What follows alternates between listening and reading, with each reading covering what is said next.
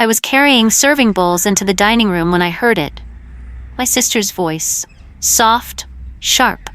The specific tone she used when she was delivering something unkind and wanted it to sound like practical housekeeping. "Don't let her sit near the good plates," Blythe whispered to our aunt. Her eyes flicked toward me with the casual ease of someone dismissing a stain they'd already decided wasn't their problem. I froze for half a second. My fingers tightened on the ceramic bowl so hard the edge pressed into my palm. My face burned. My aunt's mouth tightened in the guilty way of someone who had heard something they wished they hadn't but wasn't going to challenge. Blythe smiled. The satisfied smile of someone who had just placed a crown on her own head and was waiting for the room to acknowledge it. I kept walking, set the bowl down carefully on the table, placed it exactly where it belonged, forced my hands not to shake. The conversation around me continued without a pause. That was the part that made it worse. How easy it was for the room to absorb me being treated as less than and keep moving, like it was weather, like it was simply what happened. I swallowed hard. Fine. If she wanted to assign me a place, she was about to lose control of where I sat. "My name is Suri Kestrel. I've spent years being the person who makes the dinners work while being told I don't belong at them." In the bathroom, I gripped the sink, breathed through the sting behind my eyes. I thought about the first time Blythe had called me careless. After our mom died, I was 17 and navigating grief by forgetting things I shouldn't have forgotten. A bill here, a date there. The specific failure mode of a teenager whose whole world had just reorganized itself around loss. Blythe had decided that day to be the responsible one, and she had been punishing me for my grief ever since, building the story carefully, repeating it in enough conversations with enough relatives that it had hardened from an observation into a fact. Suri is careless. Suri needs managing. Don't let her near the good plates. I stepped back into the dining room with my face arranged into something neutral. Blythe looked up, saw my expression, relaxed almost imperceptibly. She thought I'd stay quiet, thought I'd absorb the comment and adjust my behavior accordingly, thought I'd move myself away from things that mattered without being asked twice. She had no idea that silence wasn't surrender anymore. Blythe directed the seating with the energy of someone running a catered event. She moved through the room with a clipboard's worth of authority, guiding relatives to specific chairs with explanations that sounded helpful and were actually architecture. When she reached me, she smiled. "You'll be comfortable at this end," she said, gesturing toward the far side of the table, away from the good dishes, away from the conversations that mattered, away from Dad, who sat at the center where Blythe had positioned herself closest to him, near the kids' table. Comfortable. Like humiliation was a cushion. I sat, spine straight, face easy. I watched Blythe glide around the table accepting compliments about the centerpiece, the linens, the way the whole evening looked. Relatives nodding at her warmly. Dad laughed at her jokes, the proud laugh of someone seeing their better investment perform well. Nobody mentioned that I had cooked half the meal. The roast had been in my oven at my apartment overnight. The side dishes had been packed into boxes in my kitchen and driven over. None of that was in the story Blythe was telling. I looked at the plain plate in front of me. She wasn't afraid I'd break something. She was afraid I'd take attention. And attention was the resource she needed all of. After dinner, Blythe made the announcement. "Suri is so good at cleaning up," she said brightly to the room, like she was giving a compliment and a task simultaneously. People nodded, like I had found my specialty. Blythe accepted compliments about the table, while I was handed stacks of dishes and pointed toward the kitchen. I carried them without argument, filled the sink, started working through the pile, washed the good plates carefully because of course they needed careful washing. In the window above the sink, my reflection looked back at me. Small, quiet, useful. My phone vibrated on the counter, a message from Dad. "Thanks for helping tonight." Blythe really kept everything classy. Classy. As though class was something Blythe produced and I assisted.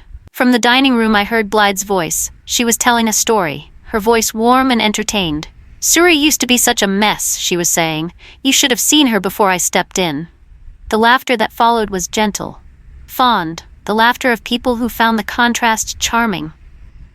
My hands were shaking slightly under the running water. I dried them. Looked at my reflection again. I was done being her cautionary tale. The before picture in her story about her own goodness. Done. The next day, I drove Grandma to her doctor's appointment. Blythe had a work thing. Blythe always had a work thing when there was something unglamorous to be handled. I sat in the waiting room for 2 hours with a magazine I didn't read. Afterward, I picked up Grandma's prescriptions and scheduled her follow-up while she waited in the car. Then I stopped at the pharmacy for her vitamins.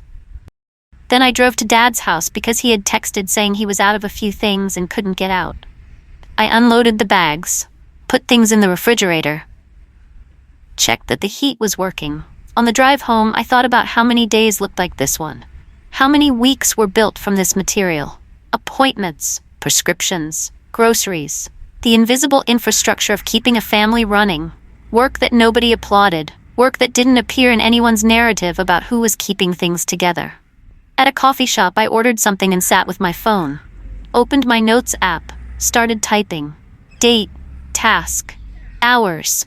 Who asked? A log. Not for guilt tripping, not to wave at anyone later. Just to see the truth clearly myself. To stop being the only person who knew what this was actually costing. A cousin's birthday lunch. The whole extended family around a restaurant table. I arrived late because I'd been at Grandma's in the morning. Sat in the empty seat near the end. Midway through the meal, someone said something I wasn't meant to hear. Blythe keeps the whole family together. She's amazing. A pause. Suri is a little chaotic, but what can you do? Chaotic. I had been stable for 3 years, paid my rent on time, managed my own life without borrowing from anyone, showed up consistently for everything that needed showing up. But chaotic was the word they were using, because chaotic was the word Blythe had given them. I smiled politely through the rest of the meal. Afterward, I pulled aside the cousin who had been sitting nearest to where the comment came from. Who said that?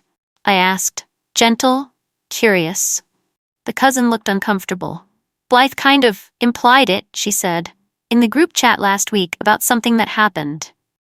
Of course, Blythe didn't scream her narrative, didn't yell or accuse loudly. She dripped it into conversations quietly, like something sweet dissolving into water.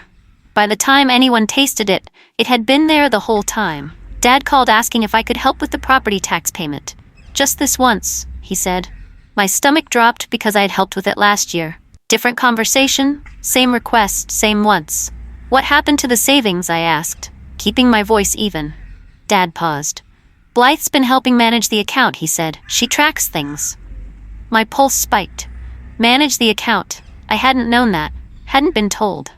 Hadn't been included in any conversation about arrangements being made.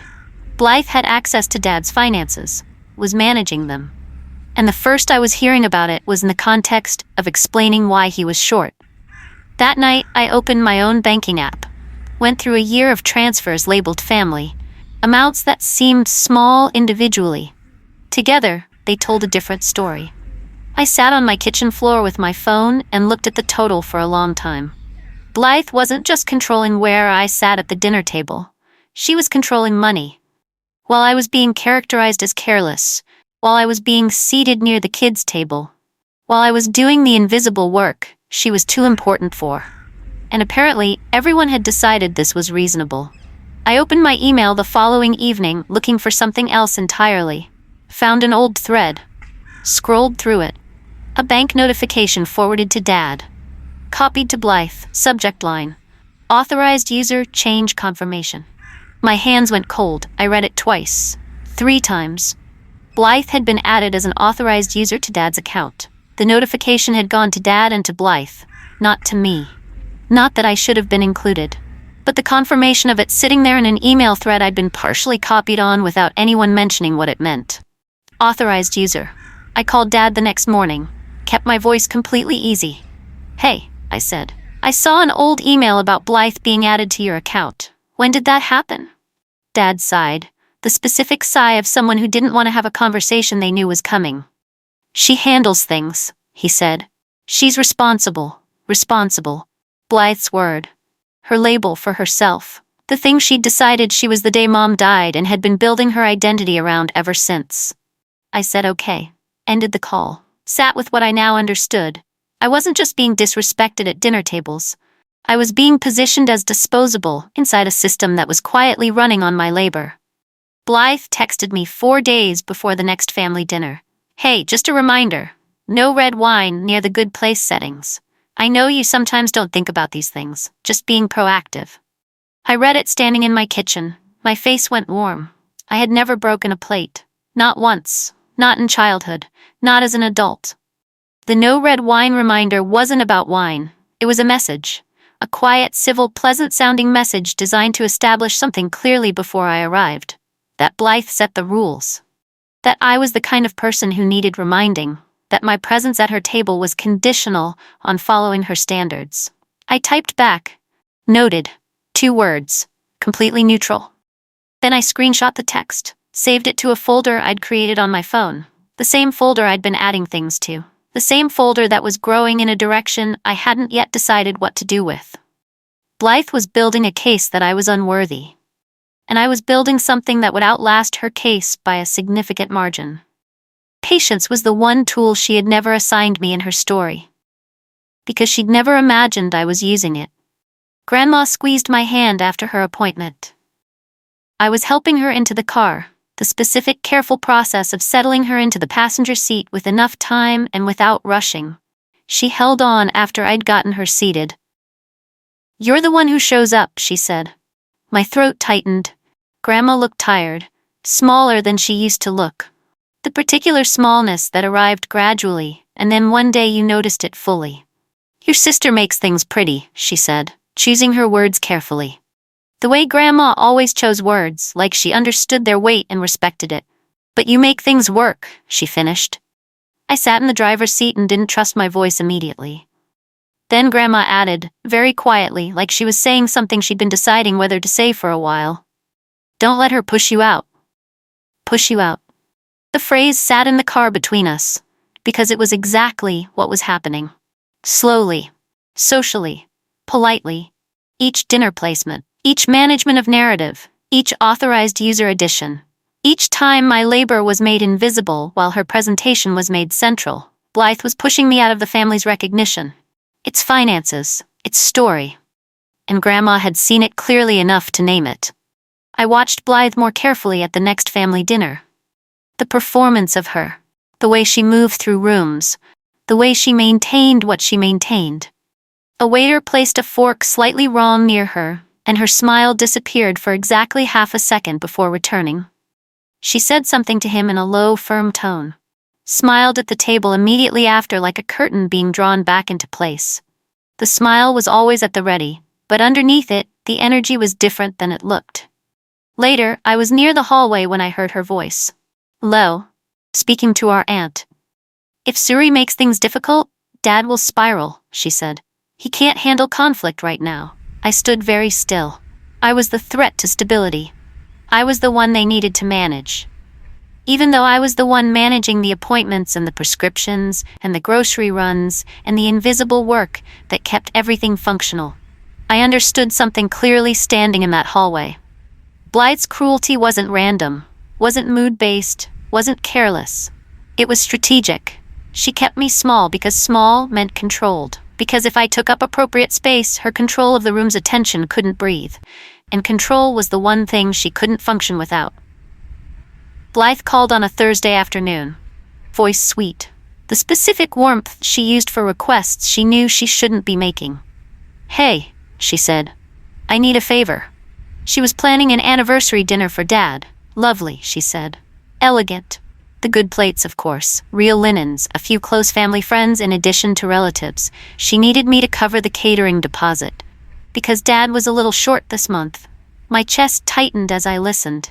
She was planning an event, for optics, for the story she told about what she organized and how she maintained family traditions, and she needed me to fund it. "Why doesn't Dad cover it?" I asked. "Calm." Blythe laughed lightly. "Because he'll forget. You know how he is." A pause. Then she said, "You're good at cleaning up messes," said easily, casually, like it was a fact I should appreciate having named. "No," I said. Silence. The specific silence of someone who had not received the expected answer and needed a moment to locate an alternative approach. "Excuse me," she said. "No," I said again. Blythe's voice changed. The sweetness gone, the thing underneath it briefly visible. For the first time, she sounded genuinely shaken, because I had refused my assigned role. And she had no script for that. The next dinner invitation arrived in a group text, every name listed individually. Aunt and her husband, dad, cousins, grandma. Mine was at the bottom. If space allows. I read it twice to make sure I hadn't misread. If space allows, like I was an optional addition rather than a daughter, a sister. A person who had been showing up and cooking and driving and managing and funding without complaint for years. Dad called later that day. His voice had the uncomfortable quality of someone delivering a message they'd been asked to deliver. Blythe said you seemed busy, he said. I wasn't asked, I said, keeping my voice gentle. Dad sighed. Don't start drama. Don't start drama. The phrase that always meant, don't make this difficult for me by naming what's actually happening. I'm not starting anything, I said. Dad made a sound that communicated exhaustion with the situation and exhaustion with me as equal things. We ended the call. I sat with my phone in my lap. Blythe wasn't just punishing me for saying no. She was isolating me, making herself the gatekeeper of my access to the family. And the family was letting her because challenging her required effort that everyone had decided to spend elsewhere. I decided to build something for myself. Not in response to Blythe. Not as a statement or a countermove.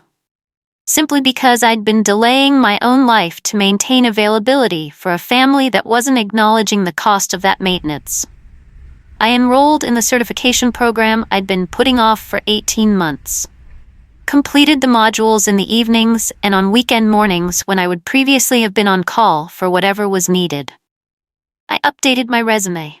Applied for a position in operations at a nonprofit clinic. The interview was different from anything I'd walked into in years. Nobody asked me to justify my presence. Nobody established rules about where I should sit. They asked me what I could do, and I told them, and they listened, with the engaged interest of people actually considering my answer. When they called me back for a second interview, I sat in my car in the parking lot afterward and cried. Not from sadness, from the relief of a door opening in a room you hadn't known was sealed. For the first time in a long time, my value was being measured by my work. Not by my sister's ongoing assessment of my proximity to fine china. Grandma asked me to help sort through a box of mail she'd let accumulate.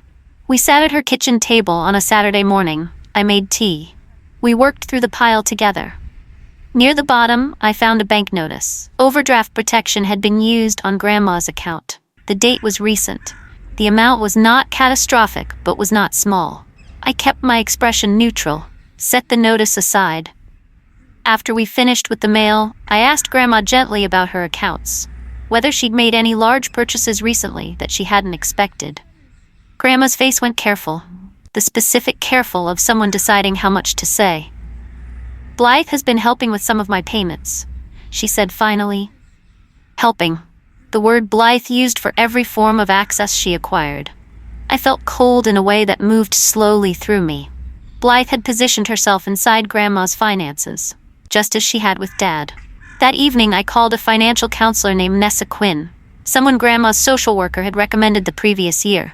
Someone I had filed away and not yet needed until now. I asked Nessa what steps protected an elderly person from financial control by a family member who framed their involvement as helpfulness. Nessa told me to take notes. I did. Nessa's guidance was clear and specific. Document everything that could be documented. Involve Grandma directly and consistently. Never make accusations without paperwork to support them. Request independent oversight through a third party if necessary. Independent oversight. The phrase made my pulse quicken in a specific way. Because Blythe's control over these financial arrangements depended entirely on nobody outside the arrangement looking at it. She had access because she had positioned herself as the responsible one, the capable one, the one who kept track. And as long as the family accepted that positioning without verifying it, the access continued unchecked. I talked to Grandma, not dramatically. Sitting at her kitchen table with tea between us the same way we always sat. I explained gently what I'd learned from Nessa, what independent oversight meant, what it would require. Grandma listened. Her hands were folded on the table, Then she said something small and devastating. "I don't like how she gets when I ask her questions," she whispered. I sat with that for a moment. Blythe's control wasn't loud. It wasn't aggressive in any way that anyone would call aggressive. It was the specific fear that arrived in the space where answers should be. That was the control. "We'll do this calmly," I told Grandma. "Together." Blythe announced the elegant family dinner 2 weeks later. Big announcement, the good plates, rented linens, a small speech, extended relatives, family friends, the audience she needed for a performance of a size that matched her ambitions. Dad called to tell me about it, his voice warm with the specific pride he reserved for Blythe's initiatives.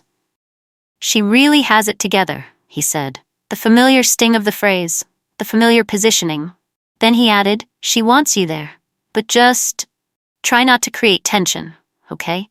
Create tension, like my presence at a family gathering was inherently destabilizing, like the only condition under which I was welcome was that I made myself easy to overlook."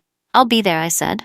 After I hung up, I opened my folder on my phone, added the most recent entries.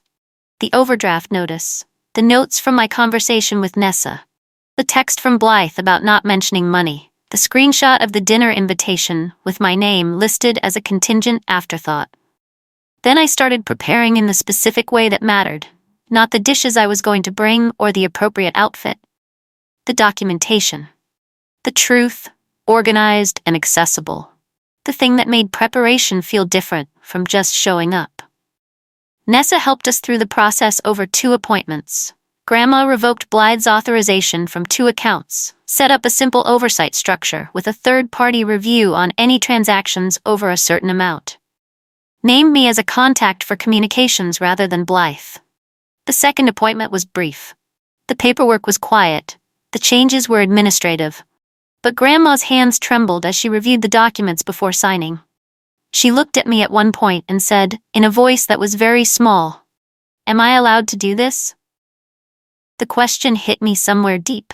She was asking whether she was permitted to make decisions about her own money, her own life, her own accounts that she had funded with her own labor over decades. "Yes," I said, clear and certain, "you're allowed." Grandma signed. Then she looked out the window for a moment. I thought about what the signing meant in the larger picture.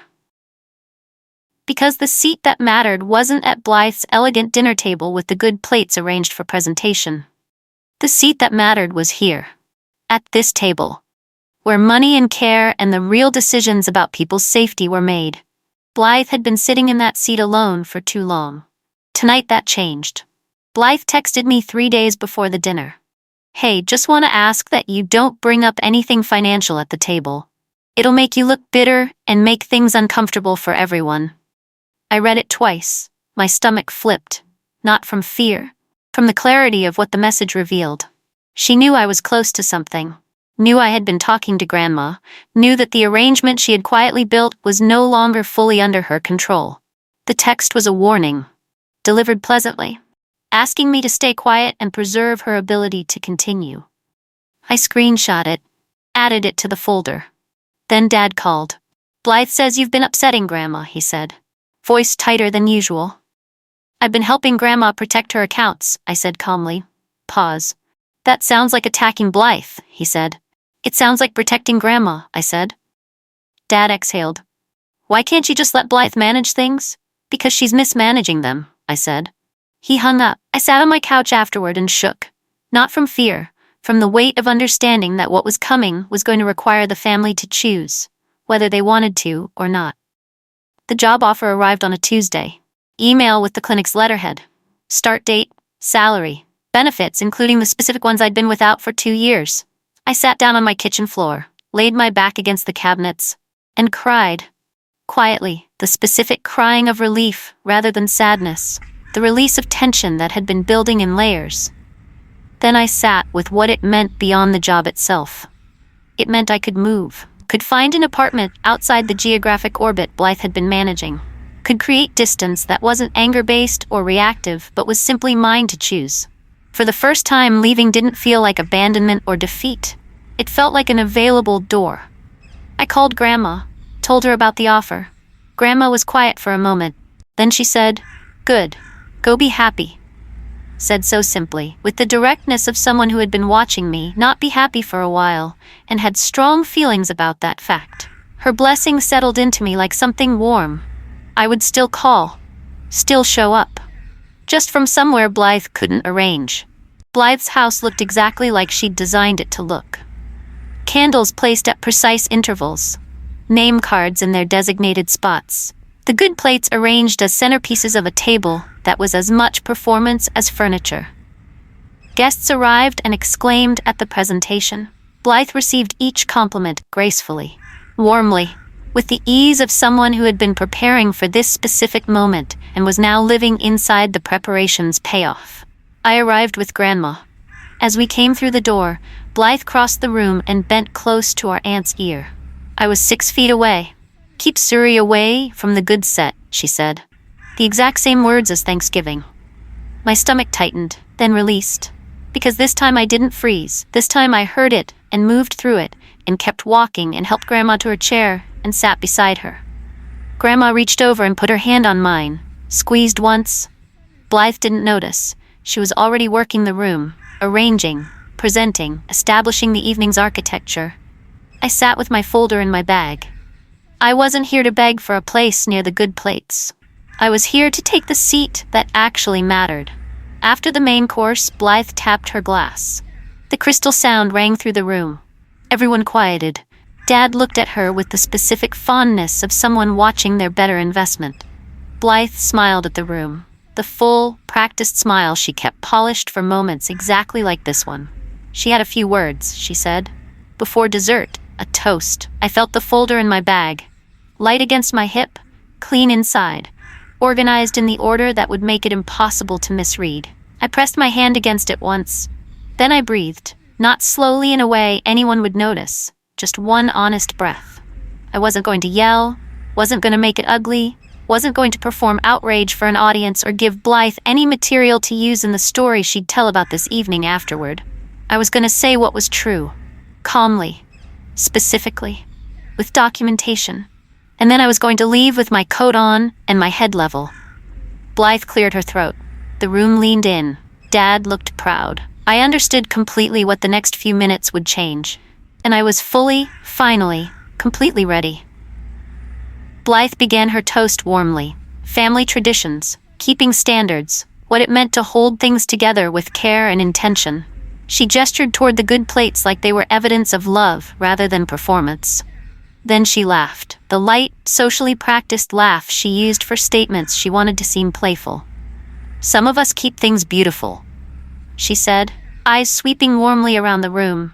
Then her gaze settled on me. "And some of us need a little guidance." Laughter rippled, the polite kind. I stood up, not quickly, not with anger visible on my face, the way you stood up when it was your turn rather than when you were reacting to something. I waited for Blythe's sentence to end. Then I said, clearly and completely steadily, "Before we celebrate standards, we should talk about stewardship." The word stewardship landed differently than anything else I could have said, because it wasn't emotional. It wasn't an accusation. It was a governance word, a management word, the kind of word that required an accounting. People blinked, leaned slightly forward. Blythe's smile tightened. "Suri," she started. A warning compressed into my name. I continued, voice calm. "Grandma's accounts have been overdrafting while these dinners have been getting larger." The silence that followed was complete. Blythe's face shifted. A micro-expression of panic before the mask reassembled. I walked to Grandma's chair, put my hand gently on her shoulder. "I'm taking the seat that matters," I said quietly. "The one where decisions are made honestly." The room went entirely still. Blythe laughed. The sharp, high laugh she used when she needed to reframe something as unreasonable before it could establish itself as serious. "You're being dramatic," she said, voice rising toward the lightness that was supposed to carry the room back to her. I didn't argue. I opened my bag, pulled out the folder, walked to Dad's end of the table and placed a copy of the bank notice in front of him. The overdraft confirmation, the dates. Placed the authorization change notification in front of our aunt. The email showing Blythe's access added while Dad was listed. Placed Blythe's text message, the one asking me not to mention money, printed on a clean page. in front of a family friend who had been nodding along to the toast. Dad's face drained. He looked at the page in his hands, then at the next one. Our aunt's mouth fell open slowly. Blythe's voice cracked. "Those are misunderstandings," she said. "That's taken out of context." Then Grandma spoke. Thin voice, completely steady. "I asked you questions," she said, looking directly at Blythe, "and you got angry." The room went still in a different way, because Grandma never contradicted anyone, not publicly, not in a room full of people. Blythe stared at her. Something moved across her face. Shock first, then the specific exposure of someone whose last defense has just stepped aside. I kept my voice gentle, looking at Blythe directly. "Nobody is calling you evil," I said. "We're calling this what it is, control." Blythe's eyes moved to the good plates, like they would confirm something, like the arrangement she'd built around them would still hold. But the room wasn't looking at the plates, it was looking at her. For the first time, the performance had stopped landing. I didn't stay for the argument. I stood, picked up my coat, said to the room, clearly, "I accepted a job offer. I'm moving next month." The gasps were audible, a small sound from multiple places simultaneously. Dad said, "You can't," and stopped, because he heard the thing he'd been about to say. Recognized that he was about to tell a grown woman she wasn't allowed to build a life away from the people who had been treating her as optional. He stopped. I looked at Blythe, just once, directly. "You don't have to like me," I said quietly, "but you don't get to treat me like a stain on your good dishes." Then I turned to Grandma, kissed her cheek. "Call me anytime," I whispered, "about anything." She held my hand for a moment. Then I walked out, steady, shoulders level, no scene behind me. The cold air outside the door was specific and sharp and real. The weeks that followed were messy, in the way that truth arriving in a controlled space was always messy. Dad had to pay attention, had to actually look at the arrangements he'd trusted to someone who'd been managing them in her own interest. Grandma had protection, real oversight, a third-party structure that didn't depend on anyone's good intentions. Blythe lost the ability to control the narrative without being questioned. Lost the authorized access. Lost the unexamined trust she'd built her whole operation on. I started the job, found the apartment, built the life. And the next time someone arranged a dinner, nobody assigned me a seat near the kids' table, because I had finally taken the seat that mattered. The one I had always been qualified for. The one I had chosen myself.